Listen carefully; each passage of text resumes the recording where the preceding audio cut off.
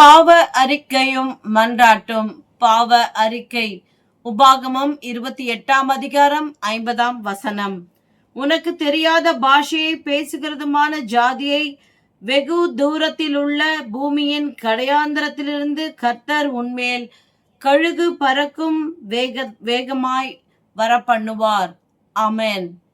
ஆம் பிரியமானவர்களே, அதாவது உனக்கு தெரியாத பாஷை பேசுகிறதுமான ஜாதி என்று சொல்லப்பட்டிருக்கிறது.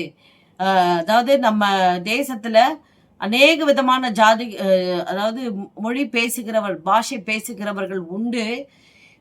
இந்த இதுல இந்த பாஷைன்னு சொல்லும்போது நிறைய லாங்குவேஜஸ் தான் நமக்கு ஞாபகம் வரும் இல்லையா? ஆனா பாருங்க, நம்ம சென்னையிலேயே இருக்கும்போது சென்னையிலேயே சென்னை லாங்குவேஜ் அப்படின்னு சொல்லி ஒன்று சொல்றாங்க. ரொம்ப கலோக்கியலா இருக்கும். ஸோ அவங்க பேசுறது விதம் நமக்கு அவ்வளவா செட் ஆகாது. சிலர் பேசுறது இல்லையா, ரொம்ப ஒரு மாதிரி இருக்கு, வித்தியாசமா இருக்கு அப்படின்னு சொல்லி நம்ம நினைப்போம். அதே போல ஆவிக்குரிய வாழ்க்கையில நல்ல கர்த்தருக்குள்ளாக உறுதியா இருக்கிறவங்களோட திடீர்னு ஒரு உலகத்தார் ஐக்கியம் கொள்ளும் பொழுது பாத்தீங்கன்னா நமக்கு ஒரு மாதிரி இருக்கும். ஒரு அந்த தேவ பிரசன்னத்தை இழந்து அவங்க நம்ம கிட்ட வைக்கிற ஐக்கியத்தின் மூலமா நமக்கு என்ன ஆகும்னா, ஆண்டவரை நம்ம இழக்கிற நிலைமைக்கு ஆயிடுவோம்.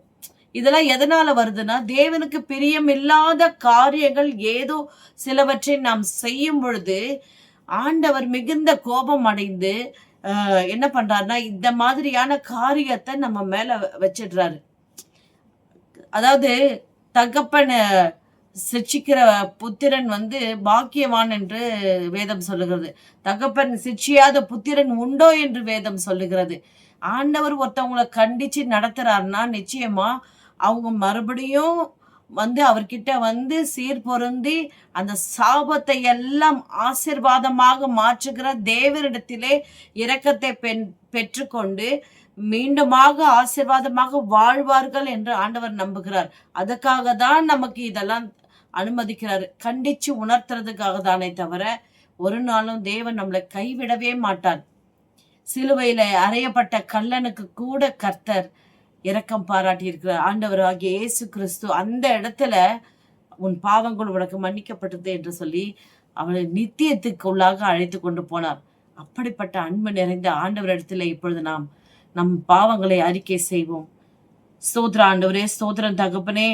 ஆண்டவரே, தயவாய் மன்னியும் அப்பா. துணிகரமாக கடின கழுத்தாக செய்த எல்லா ஆண்டவரே தவறையும் தயவாய் மன்னித்து, ஆண்டவரே நீங்க இதுல சொல்லியிருக்கீங்களே இந்த மாதிரி ஆண்டவரே வேற மாதிரியான பாஷை பேசுறவங்க வேணாம் ஆண்டவரே, வேணாப்பா. உங்க பிரசன்னத்தை, உடைய அபிஷேகத்தை இழக்க செய்கிற காரியங்கள் இனி எங்கள் வாழ்க்கையில வேணவே வேணாம் ஆண்டவரே. துஷ்ட மிருகங்களை தூரப்படுத்துவீராக இயேசுவின் நாமத்திலே. தயவாய் எங்களை மன்னித்து ஏற்றுக்கொள்ளுங்க இயேசுவின் நாமத்தில் பிதாவே, ஆமென். பாவ அறிக்கை செய்து தேவ இரக்கத்தை பெற்றுக்கொள்ளுங்கள். God bless you.